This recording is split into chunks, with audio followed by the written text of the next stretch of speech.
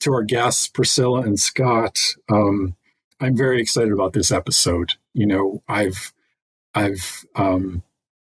listened to all of your work, and what's intrigued me is the guests, obviously, that you've had on. I'm envious. The content that you've gone through is relevant, very relevant for us as a company and for me and my role. So having you here today to go through the most recent driver survey, talk through some of the things that have surprised you, and then talk through the podcast process as well, because you do have your official titles, but what's intriguing to me is you're both co-hosting a podcast, The Resource. So maybe we start there. How did you land on the podcast idea? How's it gone so far? And what have you learned in the first 6 episodes? Scott, you want me to start? Okay. Yeah, go ahead. I mean, to be perfectly honest with you, this is something that she and I have talked about for over a year now, and it's something that we've batted back and forth. Our 2 companies, we partner together a lot, obviously with the driver survey and our quarterly data reports. And we would sit in meetings and we would be going back and forth. And I think we even mentioned in a previous episode, we probably cutting up a little more than we should. And we just kept talking, we need to do a podcast. And we finally just, I think about this time last year, said, okay, let's do it. And so, I think that one of the things that we really wanted to focus on, and I'll let Priscilla speak for herself, but one of the things we really wanted to focus on was, obviously we want to hear from professionals within the trucking and transportation industry, but we also wanted to hear from people outside of the trucking industry that also have to recruit, that also have to retain their employees. And what are some of the best practices that they use? What are some of the strategies that they use? Because, I've been in trucking now for almost 9 years.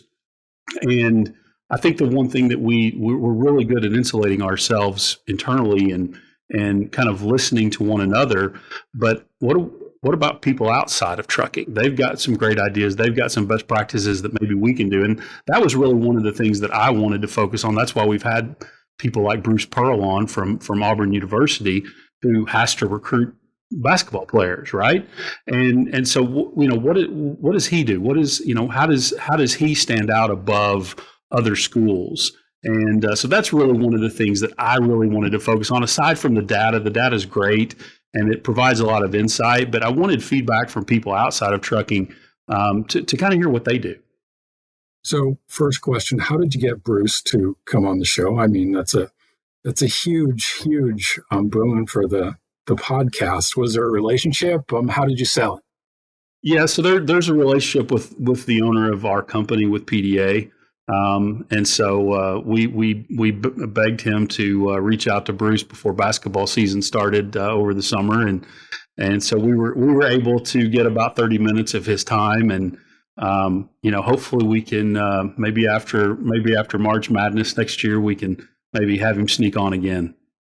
No, and to your point, outside of the industry, everyone else is facing the same challenges from a recruiting and retention. So getting those insights from people who live and die by recruiting, I think is important. It's very interesting too, to go outside of your space and understand that everybody's facing the same challenges. What's important in this industry is also important and effective in other industries as well. What were your key takeaways from the discussion with Coach Pearl? I mean, I think what was so interesting to me was some of the same tactics that he uses. He talked a little bit about social media, and he talked about like really selling the parents of the players. And from our standpoint, it's selling the spouse of the driver, and the whole driver's family. And so there was a lot of takeaways in the conversation with him that kind of made sense for us. And it was fun. I mean, he was at an event at ESPN. He was just like, he just hopped on and started talking, and we were just trying to keep up, but he was great. And we found out like some things about him you would never know. Like he loves to garden, just, some random facts like that. That's just fun for, a high profile kind of coach like that to just hear just some personal insight from him too. It was a lot of fun. So I have to say, Craig, it's really funny when he said, Scott, when Craig first started talking and said, I've listened to your work, I thought, oh Lord, it's great. No one's ever called it our work. So we're going to take that and run with it, Craig, just so you know, like we're going to hold on to that for sure. You guys are so comfortable, and I love the banter and the back and forth. You're obviously very close and very close to the content, and the discussion between both of you is always interesting. And then when you bring somebody else in, you do a very good job. With Coach Pearl, was there any discussion around Arkansas or Mizzou or anything like that? Any SEC chit chat? Yeah, they're actually more Arkansas. I mean, if you've listened to our podcast, I've kind of got split loyalties between my home state of Missouri and Arkansas, where my son goes to school. But I think that the biggest thing that I remember from that interview in particular, we asked him what his favorite movie was, and he said Forrest Gump, and I thought I was going to be funny and quick with him and said, yeah, but Coach, Forrest played for Alabama, and he made the comment that something to the effect of schools like that Forrest would have never been able to get into Auburn. And that's why schools like Alabama and Arkansas exist, or for people like Forrest to get into school, and so that was a nice little jab on his part, and he took my funny little question and actually turned it around on me pretty quick. Very good. So, what is your path on this podcast? What have you accomplished? What surprised you, and where do you want to take it? Continue to grow. I think it's an important platform. It gives you the ability to just have discussions and learn and bounce ideas off of different people. What's your vision? Well, when we initially started, we have a kind of a content hub for recruiting and retention professionals called The Resource. And that's really, the podcast kind of came out of that. And our whole goal for that, for The Resource, just the content hub online, is to propel employer brands, to just help them recruit smarter and retain better, like in whatever ways we can. And so for us, it's really been about let's share as much data, content, trends, insight that we can, knowing what we know, which some days is more than others, let's be real, but let's really just help people recruit smarter and retain better. And that's really what the goal is. Now that it may evolve into something different eventually, but for now, that's really what we're focused on. Can we dig into the latest survey? So the fall survey just recently came out, went through the content, noticed there were some differences from the spring. So we're evolving. The industry is obviously in a very interesting place. What were some of the surprises, high-level surprises that came out and just popped for you when you first got the data back? Yeah, I think, first thing that kind of stood out to me is, the one question we ask on every survey is, are you currently looking for a job? And really the numbers, the yeses and the nos, that really didn't change a whole lot from spring. But I think the thing that stood out to me for those drivers that said no, it was almost 67%. Is if you look at those numbers, if you look at that 67%, it's a really soft 67%. And what I mean by that is, the drivers that were afraid to make a move in this economy, kind of going, Craig, back to what you were just saying about, kind of what the industry is going through over the last several months. That I think that number was up 5% from the spring. So you look at that, and then the other thing you look at is the drivers that are just looking to gain more experience. So we know, from a lot of companies that kind of that 6 months of experience, Mark, kind of opens up opportunities for drivers, particularly those looking for a local job or for daily home time, which we know is really important.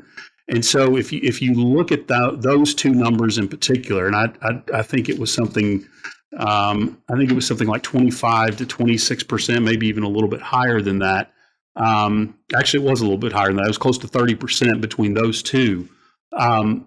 Those are drivers that very well could be looking for a job within the next 6 months. I mean, we know just historically that freight recessions peak and valley, right?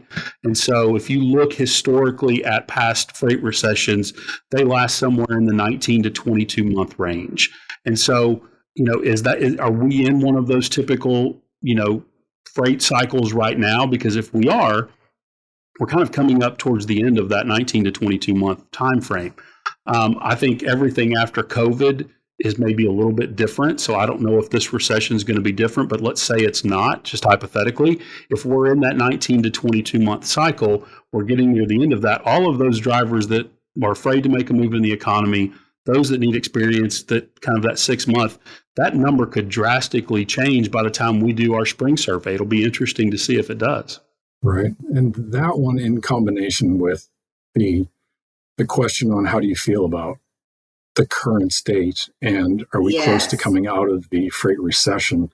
As a whole, they were more positive than negative. So not only the length of time, but the idea that the drivers themselves feel positive that we are at the end. So, maybe we're in a place where, okay, let's just stick where we are now, knowing that freight's going to come back. And when that happens, I'll have enough experience to be more selective on the jobs that will come available. So it's interesting. As a recruiter, at TransForce, we're essentially a carrier. Right? We have thousands of drivers. And so recruiting and retention is obviously very important to us. How do you think we should position ourselves to prepare for the freight coming back, knowing that the drivers are really not looking today? They're okay where they are. We do have the season coming up where things slow down from a freight perspective, from a recruiting perspective. December, January are really the low times. How, as companies, TransForce specifically, how should we think about this dynamic? What learnings, or how should that guide our strategy, do you think, over the next 6 to 8 weeks? Yeah, one of the things that we've been talking a lot to carriers about as of late, who are just in this boat of we're close to full if we're not full at capacity, but we also know and understand how quickly when freight returns, how fast we're going to need drivers. And so we are really talking to folks about, number one, maintaining your driver pipeline. Like, this is not the time to completely cut off the funnel and say, well, I don't need drivers today. So, those of us who have been doing this for a long time really know and understand how to make up for that time is expensive and it takes a long time. And so what I would say is make sure that even if you don't need, like, from a strategic standpoint, you might not need a lot of lead generation type strategies in the mix right now. But what you do need is some very strategic things going on in what we call the top of the funnel. So, in other words, create opportunities for drivers to create brand preference for your brand. So even if they're not currently looking, so I always say these passive drivers, they're still hanging out online. There's still opportunities for you to sell your organization to them from an employee value proposition, whatever kind of driving opportunities that you have. Maybe they're not looking today, but chances are there's going to come a time when they are looking. And so I just think that that's really important to keep in mind, is living that top of funnel right now, investing in your employee brand. That's super important. I agree 100%. It is so difficult, as a carrier, as, freight is being reduced and you're coming up to year end. And obviously your P&L is very, very important. That is an expense that easily can go away because it's so forward and proactive thinking. It's not in the moment. So moving away from that in the moment need is not easy. It's not intuitive. And it's much easier to move past that, look beyond it, and then figure it out when needed in February or March and April when things come up. Do you see that with the carriers that you're working with directly, the tendency to just shut down the top of the funnel recruiting and marketing efforts just to get through the next 2 weeks? We do. And, a lot of them sit down with us and say, listen, we have to be strategic about how we're investing in our recruitment marketing because the needs aren't as urgent today. And so we have those conversations. We make sure that they do have a good strategy in place to where they're going to be set up for success for their driver pipeline when it does kind of come back, if you will. But also just really, when you think about drivers and how they make decisions, I mean, this is like a really important decision in their life. Like, we don't change our jobs, that's not a flippant thing, right? And so I think most of all, just keeping in mind that drivers trust other drivers. And so when you think about where am I going to invest my recruitment dollars, think about things like, how do I maintain my online reputation right now? How do I really invest in keeping my driver reviews where those need to be? There's some of those strategic things you can do to be sure that, yes, you may not be spending tons and tons of dollars on paid advertising per se, but you can invest in some of these things that really will help move the needle long term. And when I think about those decisions, it's an investment, right? And whenever you go to leadership in the organization, they want to understand ROI, return on investment. It's there. We know it's there. Can we get to tangible metrics and numbers to say, yes, this is the right thing to do today for April, July of next year? Well, yes. Go ahead. Go ahead. Well, I was just going to... We're stepping on each other. Go, Scott. Go. You go ahead. I was just going to say, from a retention standpoint, I think now is the time to be investing in retention, to be prepared, like Priscilla has said. Priscilla, a lot of times from the recruiting thing, their big metric is what's the cost per hire, and so we know that cost per hire that's an important number. From the retention side, what we like to look at, what is the cost per loss? What does it cost you to lose a driver? And that cost per hire metric is part of that number. But it's also, when you lose a driver, it's not just the recruiting and training cost. It's reduced productivity and efficiency. It's equipment wear and tear. It's the potential of increased insurance premiums, an impact on your customer relationships, and just lost overall revenue. And so one of the things that we've researched at PDA is, what is that number? What is the cost per loss? And I would say, just from the research that we've done, just conservatively, you're looking at $10,000 that it costs you to actually lose a driver when you pull all of those things in.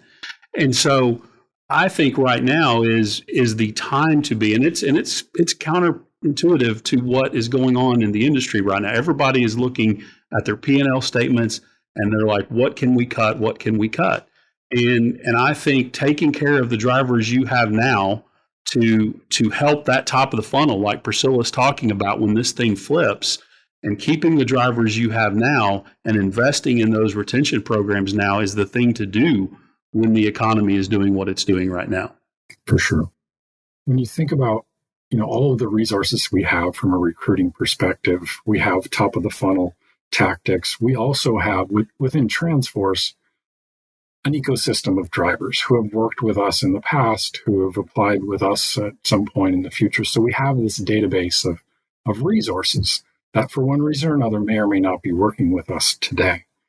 In the downturn, where demand for drivers is not as significant as it was in the past, your lead acquisition price is lower. So I'd like to get your thoughts on, okay, in the downturn, when the cost per application for a driver is lower, regardless of how many drivers you need or openings you need, is it time to invest in those leads to build your database so that when you do have a higher need in February, March, and April, that you can access those leads in within the database? Yeah, I think it absolutely is. And I think, too, one of the things to keep in mind, honestly, from a recruiting and a retention standpoint is we asked this question a few surveys ago to drivers, but your drivers and the drivers you want in the future are being recruited by multiple carriers every single week. Every week. So if you had a room full of drivers and you said, how many times did you encounter a carrier brand this week trying to hire you? I mean, it's going to start at 10 or 20 and go down to 5, and all the hands are going to stay up at 5. Like, you know what I mean? Like they're being recruited. So at the end of the day, you should not only be recruiting your current fleet, the potential drivers you want in the future, you should also be recruiting your current fleet always. Because when you think about that investment that Scott just talked about of $10,000 to lose a driver, holy cow, like that adds up real quick. So when you're thinking from a P&L statement, that's a great conversation piece. Okay, these dollars that are going to recruitment marketing, especially top of the funnel dollars, they're hitting recruiting and retention, because drivers love to see their carrier's brand in all the places because, ooh, I work for them. Looky there, I work for them. It helps both. And so it is hard, like you said, like from an ROI standpoint. Now, listen, we've got all kinds of data and reporting that from an advertising standpoint, that we could show you how everything's performing. The world we live in today, that technology is much better than it's previously been. But I just think it's important to look at both sides of that coin. Your drivers are always being recruited, not just the ones you want in the future, the ones you have today. It's really an understanding that, drivers are people and they're not unlike anybody else. Their experience matters, and what they experience with the company matters. And it starts with that first touch point. The brand building at the top of the funnel, the marketing, the content, the images, the equipment, and that whole onboarding experience, from discussions with recruiters to compliance to onboarding and training, and then those first critical 60 to 90 days to making sure that they do have the experience that you've said they would when you first made contact with them. Retention is such an important piece of the puzzle. So that was that. We started back with the survey. Going back to the survey, what were other things that popped for you that you didn't expect maybe to come through? Priscilla, I know there's one thing that pops out to you, and that's the benefit side of it. And I think she can even speak to that even better from a recruiting standpoint. But I think probably aside from the benefits, retirement, things of that nature, I think that maybe goes to when you look at the demographics of the survey, of kind of what the age range was of the people that answered the survey. I think that speaks a little bit to that. But I think the other big thing that is true is we know we have an aging workforce issue within trucking. So part of us as an industry that we're trying to do is attract that younger generation of drivers. And I think one of the things that really came through in this survey is the importance of work-life balance. And it's not just home time, but it's getting home on time. And I think that's one of the most, important things from a carrier standpoint is when you tell a driver you're going to get them home, you need to get them home. And I think some of the results of the survey reflect that. There's just the importance of that work-life balance. And I think that as an industry, one of the things that we're really going to have to start looking at, and if you go back, I think it was our first episode that we did with Bob Costello, I asked him, is the days of the typical over-the-road truck driver, are those dying, really? And he didn't say that he thinks that they are. But I do think as the younger generation of drivers enters the market, and if we want to attract them to this industry, we're going to have to figure out a way to model our operational systems and how we're transporting goods from coast to coast to more of a regional model, so we're able to get drivers home more frequently than every 10 to 14 days. And I think the results of this survey kind of reflect that from the standpoint of how important work-life balance is to drivers. And I'll let Priscilla speak on the benefit side of things. Yeah, I think what's interesting is this benefits thing has kind of popped up in the last two that we've done, specifically the last two surveys. But what's interesting to me is I remember years ago, you wouldn't hear some of this stuff come up on a driver survey. Drivers talking about 401ks and, things like that. This wasn't things that they talked a lot about. Now we're certainly hearing it more. And I think the most important thing is when you're creating your job descriptions for drivers, this data in the survey is really important to think about, because you could basically audit your job descriptions and things that you have, that you're pushing out for drivers relating to the open positions that you have, and actually incorporate those in there. Listen, if you have a great benefits package, talk about it. Give some details about it. If your home time policy there's some little nugget there that drivers love, that every time you bring it up on a call, they're like, oh, really? You do that? That's cool. I get home for my birthday every year. Sometimes these little things can be big things, So I would just really encourage, anyone who's recruiting drivers to think about that kind of thing.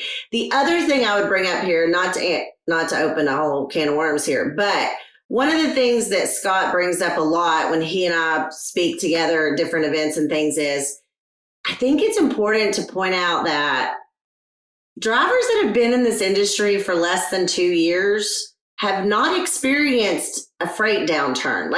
They're thinking the sky is completely falling, because they came in during COVID freight, and we all know that was gangbuster freight. Don't we wish we had that back, right? And so I just think that there's something interesting there too, of this pretty big pool of drivers that have come into the industry over the past 2 years. Some of them young, some of them not. There's folks that enter the industry that are not, they're not young, I should say, second career kind of thing. But they've only experienced this great freight market that we all know and loved back in the day, a few years ago. And now that's not the case. And so that's really struggling. I know Scott sees that on the retention side of things a lot more than we do, but I just think there's something to that that's very interesting when you think about, pay and home time and all these things that come up in a job description. They were spoiled in some of those elements before, and now it might not be necessarily that way. So why are they still here if they've come in during the boom and they've experienced the last 18 months? What are they thinking? That's a good question. It's always going to go down. Is it never coming back? Because they haven't experienced the cyclicality of it. We know it's coming back, hopefully, but they've only experienced the downturn. To your point. Well, and Scott, you might want to get on your guaranteed pay model soapbox here, because that comes into play here too, with why they might be staying. Well, maybe that accounts for the 43% that said that they're not optimistic that it's going to turn. And I'll be honest with you, you kind of ask, why are they, what are they feeling? Panic, I think is a good word. I mean, one of the things we hear a lot about is, we always hear about pay and home time, but from a driver's perspective, it's really about predictable pay and predictable home time, right? If you go back and look at one of the questions we ask about what's one of the most important things to you, it's paying your bills each month. And so predictable pay is a very big deal to drivers because they have to budget just like the rest of us. They've got bills to pay, they've got medicine to buy and rent and things of that nature. So that predictability of that pay is a big deal. And Priscilla kind of teed the guarantee pay model. We saw a lot of carriers during COVID kind of look to this guarantee pay model. And one of the things that we were seeing and hearing is it's really not guarantee pay, right? I mean, in a driver's mind, when they see, hey, we're going to, your guarantee pay is $1,200 a week. Well, there's a if and but in that. And at the end of the day, it's really conditional pay. We will pay you $1,200 if you don't stay at home for more than 34 hours, if you don't turn down any loads, if you're available at these times. All of which I totally understand why carriers do that. But from a marketing standpoint, which is, obviously Priscilla's expertise, not mine, but from a marketing standpoint, when they're saying that, the first time that driver doesn't make the guarantee, they're gone. Because in their mind, guarantee is exactly what it says. It's a guarantee. And we were on another podcast a couple weeks ago, and they asked, what's your bold prediction for the next year?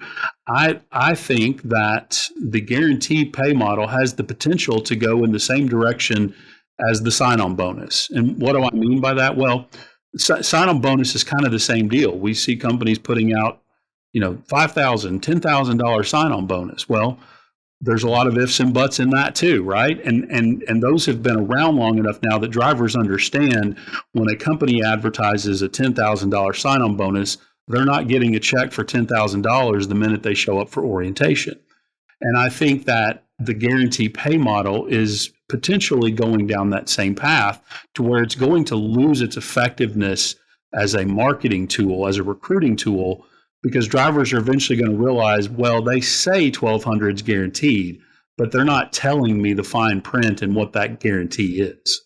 And I think that goes to, the marketing piece, the job description. If you misrepresent any detail along the way as you're engaging these candidates, once something falls through the cracks, they start to question where they are, why they're there, and they're going to think about leaving. So it doesn't do you any good on the front. Well, it may do you good on the front end to get them into the top of the funnel in the process, but from a retention perspective, if they see anything that is not represented properly, they're going to leave.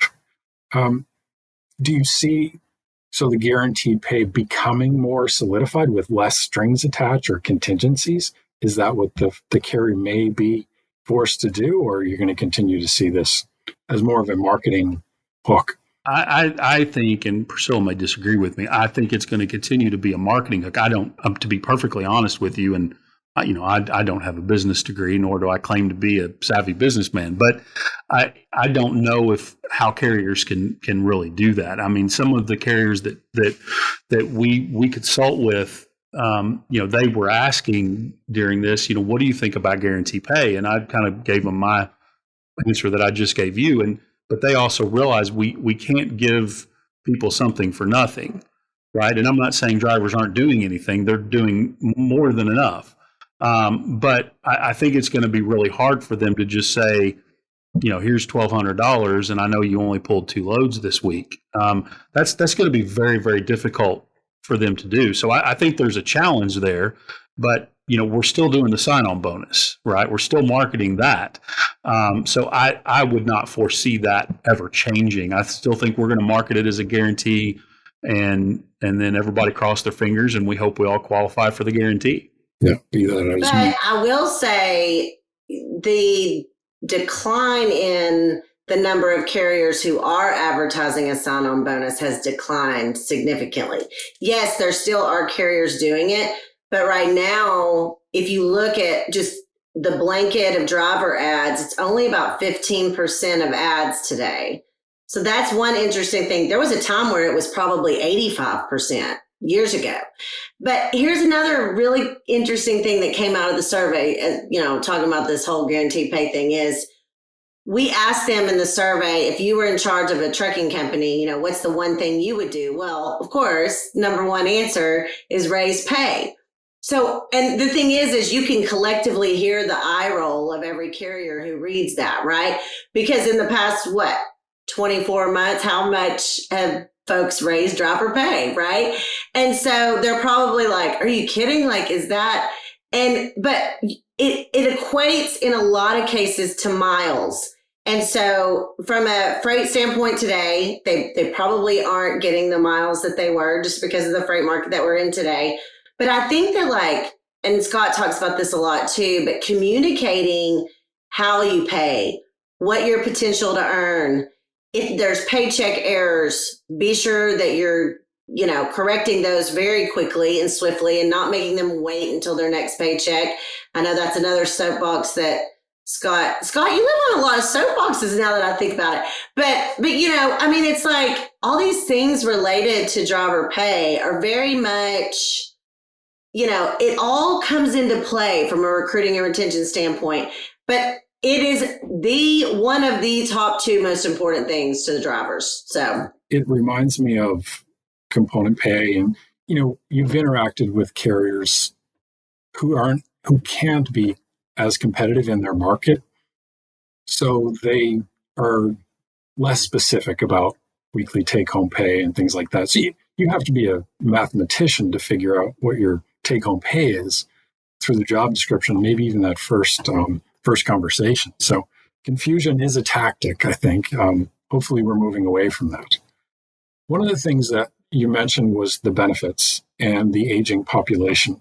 Is it an indication that because people are valuing benefits that drivers are seeing this as more of a career? They're starting to think about this as a career more than just a job that you can move. You talked about quality of life, home time, experience, and now benefits. So are people coming into this job thinking, okay, I'm going to be here for a while, and at the end of the day, when I leave, I want to have enough to retire comfortably? That's more of a career perspective than a job perspective. So am I trying to be hopeful and put a positive spin on that? Or what are your thoughts on that?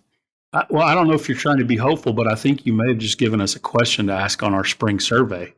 Okay. I think that's a fantastic question. I'll be perfectly honest. I'm not sure I know the answer to that.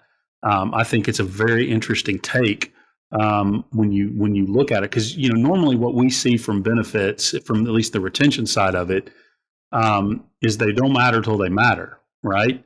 I don't think about my benefits until I have to go have a minor procedure done, and then I'm like, well, I'm glad I've got good benefits.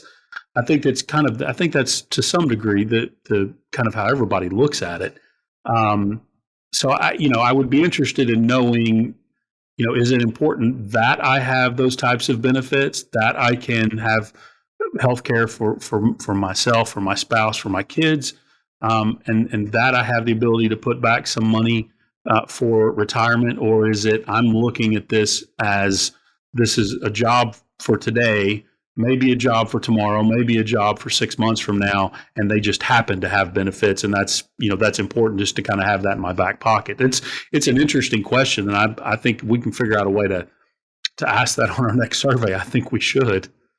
I do too. Yeah, that is a very interesting way to look at it. I think it's important if we're going to grow the industry and the driver pool and bring new people into this industry, it's got to become a career opportunity. It's got to be a good job.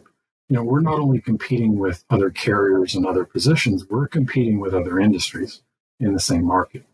Just because you're a driver doesn't mean you have to work as a driver in February.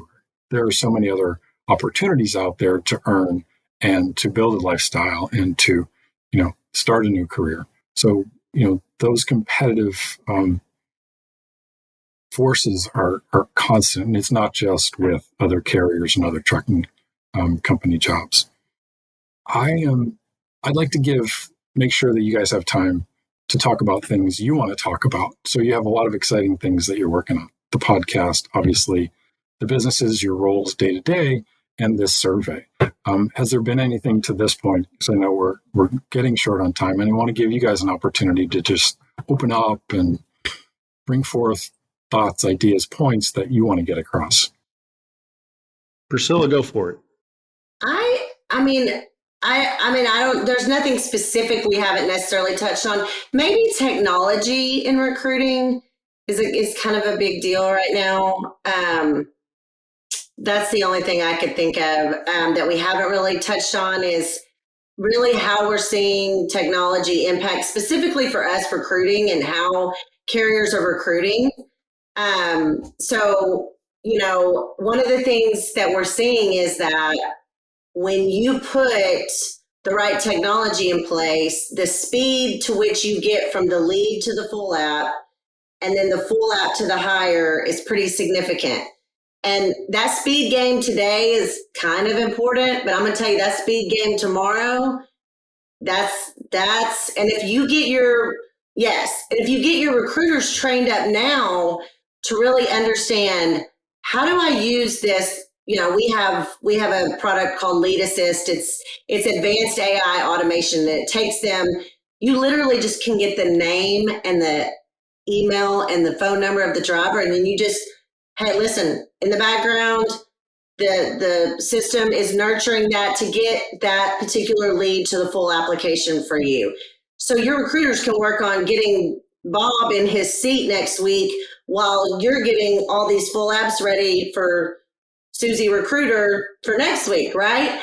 And it's really interesting to see how fast and how quickly that technology and the impact it's having. We're doing beta tests where we're removing a human from the process, just to be honest, not the full process. We know there has to be a connection there, but to get to that full app, to that stage, just saying, technology's coming into play here pretty heavily. It is. It would be interesting to be in your position and have those conversations, because we have them in our own organization, right? There's always this friction between what we've done in the past, what we think works, and then these new thoughts and ideas. And it's not always an easy conversation, and you don't always get to a resolution. But I think we have to understand and learn, and those that do incorporate the technology and the current tools are going to be a step ahead. To your point, when it becomes that much more important, speed becomes that much more important. The value of a full app is tantamount. You want to make sure that you're optimizing your recruiting resources because they're scarce as well. Exactly. A good recruiter is as hard to find as a good driver. So you want to make sure you're making the most of those. But I can tell you, just with experience in doing this for a number of years and having new people, fresh eyes come into the organization, there's always a friction of, okay, this is how we did it in the past, but this might be a better idea. I'm sure you see the same things when you're interacting with carriers. Yes, we do. And we actually asked a question on the survey to drivers, and we were brave to do this, I feel like, because I even have friction a little bit. Like, I've been in the industry for 26 years and I'm thinking, how do you recruit a driver without, like, it's hard to think of. And I thought, do we ask this? Like, do we want to know the answer? And we did. We wanted to know. And so we said, listen, if you have to talk to a virtual assistant, are you okay with that? Are you good with using technology where a bot gets us some information, And they overwhelmingly said, listen, I prefer to utilize any technology you have for me to get you what you need to get me hired. And it was so refreshing to see that on the survey. So yes, there are some that said, you know what? I want to leave a voicemail. I don't want to talk to a virtual assistant. And I get that. But overwhelmingly, 60-ish% said, I'm good. I'll use whatever technology you have to get to where I need to be. And I think as you go through and, drivers age out, I think it's even going to increase from there sure. As new drivers come into the fold who are more savvy and have expectations that maybe more seasoned drivers do not have today. I use well seasoned because I'm probably at that age where I should be retiring. I started driving way too long ago. No, that's interesting. This was great. Thank you very much. A great conversation. I'd love to continue to follow your podcast and your guests, and the data that you put forth is relevant and useful. Please continue to do so. We take a lot of it in and use a lot of it at Transforce, and it's good to read through it and say, yeah, I think, yeah, I understand that. Okay. And then the new ideas that come through, the benefits thing, the technology thing, were those surprises that, will continue, episode over episode, version over version, that we have to have as an industry, as a carrier, as a recruiter. So thank you very much for today, and let's continue the conversation. Awesome. Thanks, Craig. Appreciate you having us. And good luck. Yes, thank you. Thank you. Me too. Now that we've met, I will be on and watching and critiquing and mimicking every podcast episode from here on in. So be the groundbreakers, and I will follow and mimic everything that you're doing. Well done. Thank you. Thank you. We appreciate it. And hopefully we see you in Nashville in February if they let me out of the house.